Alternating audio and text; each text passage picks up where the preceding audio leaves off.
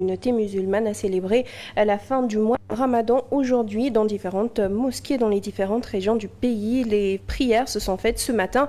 Le chef de l'État, Bassirou Diomaye Faye, lui a effectué sa prière à la grande mosquée de Dakar. À l'occasion, il a réitéré son engagement à rester à l'écoute du peuple et promet de continuer une gouvernance basée sur l'humilité et la concorde.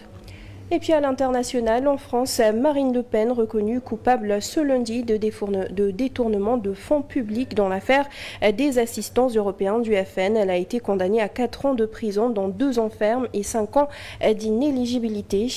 Voilà tout pour l'essentiel des titres. Le développement, c'est tout de suite.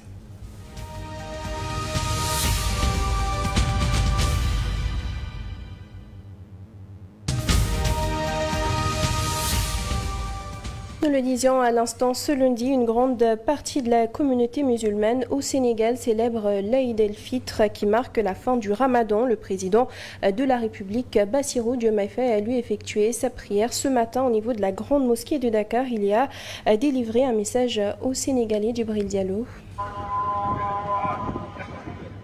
Ils sont arrivés par groupe d'amis, en famille ou en solo, en habit de fête bien avant l'heure de la prière. Comme le veut la tradition, c'est à la grande mosquée de Dakar que le chef de l'État a effectué la prière de l'Aïd el-Fitr, marquant la fin du Ramadan.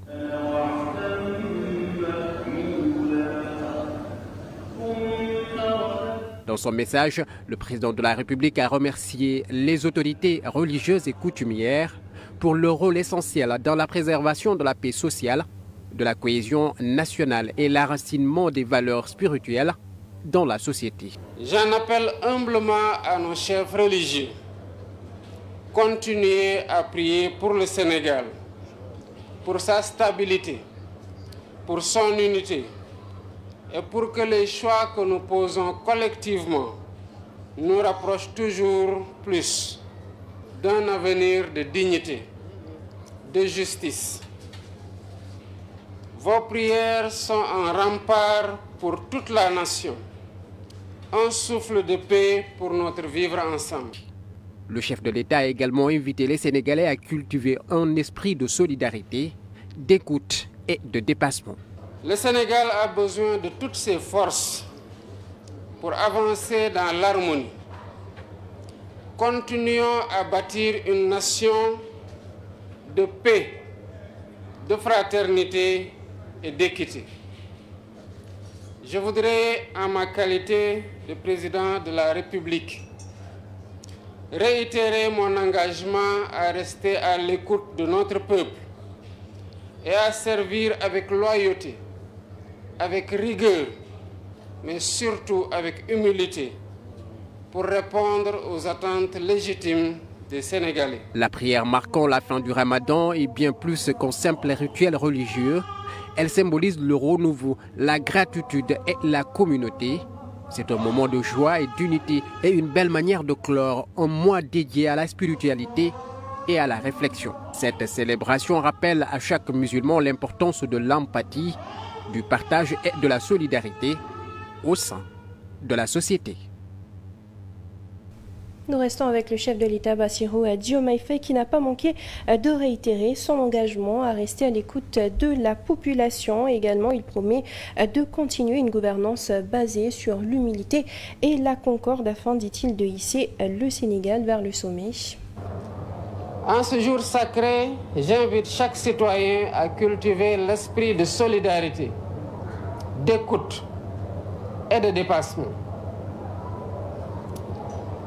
Le Sénégal a besoin de toutes ses forces pour avancer dans l'harmonie. Continuons à bâtir une nation de paix, de fraternité et d'équité. Je voudrais, en ma qualité de président de la République, réitérer mon engagement à rester à l'écoute de notre peuple et à servir avec loyauté, avec rigueur, mais surtout avec humilité, pour répondre aux attentes légitimes des Sénégalais. L'avenir que nous construisons ensemble doit être à la hauteur des sacrifices et des espérances de nos concitoyens. À la mosquée de la Divinité, la prière a été dirigée par l'imam Ndiambe Sène et a rassemblé du monde. À l'issue des 2 rakas, il a invité les fidèles au retour aux valeurs islamiques pour vivre en harmonie d'après lui. Nous devons respecter les enseignements du Saint-Coran. Alors nous devons quand même miser sur les préceptes islamiques tels que nous l'a enseigné le Tout-Puissant. Nous sortons du mois béni de Ramadan. Alors il nous faut avoir en bandoulière des valeurs islamiques. C'est ce qui nous permet de retrouver notre havre de paix et de respecter notre vivre ensemble tel que nous l'a enseigné le Tout-Puissant. J'appelle les fidèles au respect des préceptes islamiques. Cela fait des années que les musulmans, notamment au Sénégal, restent divisés sur le croissant lunaire. Nous devons trouver une solution parce que prier aujourd'hui, d'autres demain, dans tous les cas, ce n'est pas respectueux. Il nous faut trouver une solution et mettre fin à cette division. Hors de Dakar, direction Kaolack à présent, beaucoup de fidèles musulmans ont afflué vers la mosquée de Kabatoki. L'imam a exercé son prêche sur les conditions de tenue des plateaux télévisés au Sénégal. Il a également plaidé en faveur de l'emploi des jeunes. Nous invitons tous les fidèles à un retour vers les enseignements islamiques. Il ne faut pas aussi oublier que la mort nous guette. Alors j'invite les fidèles à plus d'humilité, à plus de pardon et s'accorder des valeurs positives. Nous devons aussi apprécier la gestion des régimes qui se sont succédés, mais aussi de l'actuel régime. C'est vrai qu'il faut critiquer, mais dans le bon sens. Notre rôle, c'est de leur rappeler leurs promesses. Il est interdit de proférer des menaces ou bien d'insulter des autorités. Alors, nous invitons les autorités actuelles à se pencher sur la problématique relative à l'emploi des jeunes parce que le chômage reste endémique. Il est tout à fait normal de trouver des solutions malgré qu'ils sont en train de poser des jalons. Nous sommes dans un contexte économique tendu. Nous ne cessons jamais de le rappeler. C'est tout le sens de notre appel et nous espérons que notre appel sera entendu. Mais il faut savoir que la communauté musulmane, suivant la coordination des musulmans du Sénégal, a célébré la Korité depuis hier à l'université Cheikh Anta Diop de Dakar. Des musulmans ont massivement assisté à la prière. L'imam de la grande mosquée de Lukad s'est alors prononcé sur les relations entre les hommes politiques, mais aussi sur l'attitude de certaines personnes sur les réseaux sociaux. Moussa Mani. bisum mbégte ak daldi fàttaliku borom bi mu am ay musulmans yu daldi célébrer li nga xamante ne ni moom mooy korité fii ci Sénégal ci université Cheikh Anta Diop bu Dakar ñu daldi fay amalee julli bi.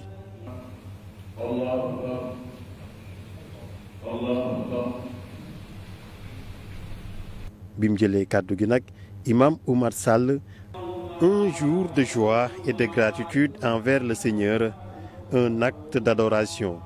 L'Eid-el-Fitr est célébré aujourd'hui par une bonne partie des musulmans ici au Sénégal. Une prière marquant la fin du mois béni de Ramadan.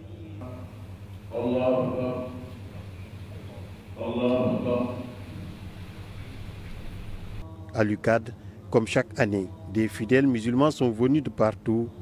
L'imam Oumar Sall s'est prononcé sur les relations entre les hommes politiques. Dans une démocratie, ce qui est convenable, c'est que ceux qui sont au niveau du gouvernement gouvernent et l'opposition s'oppose, mais de manière constructive.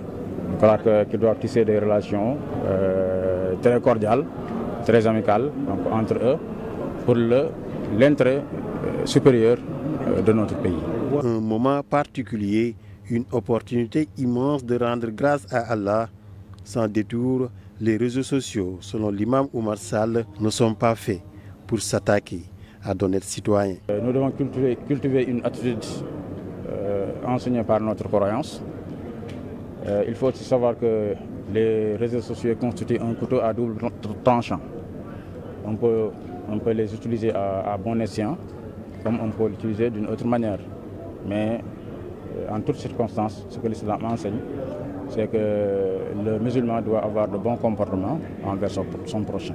La coordination des musulmans du Sénégal a célébré la Korité ce dimanche sur toute l'étendue du territoire national.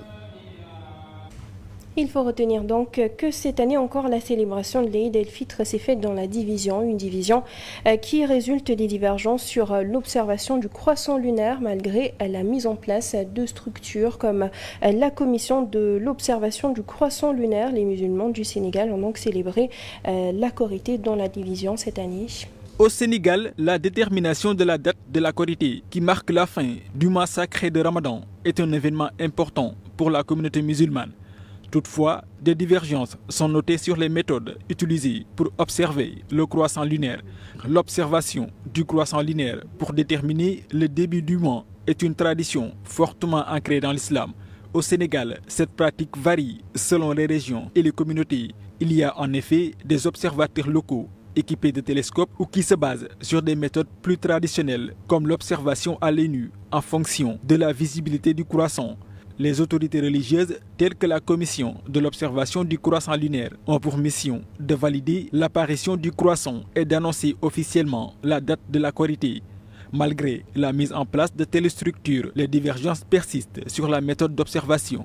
Certaines communautés se fient aux observateurs locaux, tandis que d'autres acceptent des observations provenant des pays voisins, notamment ceux de la sous-région ou d'Arabie Saoudite. Cela crée des décalages sur la date de la Korité, comme ce fut le cas ce dimanche où une partie des musulmans a célébré la fête, tandis que d'autres attendent le lundi pour marquer la fin du Ramadan. Des différences légitimées par certains, soulignant la diversité des pratiques et des écoles de pensée en islam, tandis que d'autres plaident en faveur d'une unité plus forte.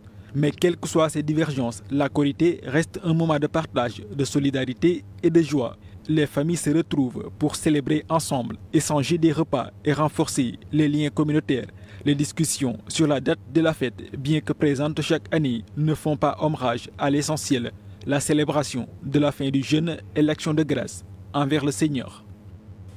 Et puis très rapidement, nous l'annoncions dans les titres en France, le procès du RN, Marine Le Pen, la chef de la file du Rassemblement national, a été reconnue coupable de détournement de fonds publics et condamnée à 4 ans de prison dans 2 fermes aménagées sous bracelet à une peine d'inéligibilité de 5 ans avec exécution immédiate par le tribunal de Paris dans l'affaire des assistants parlementaires fictifs du RN. Cela pourrait compromettre fortement les chances de Marine Le Pen de pouvoir se présenter donc à l'élection présidentielle en 2025. 23 autres prévenus ont été condamnés avec des peines d'inéligibilité, parfois avec sursis. Plusieurs élus européens d'extrême droite ainsi que le Kremlin ont critiqué le jugement.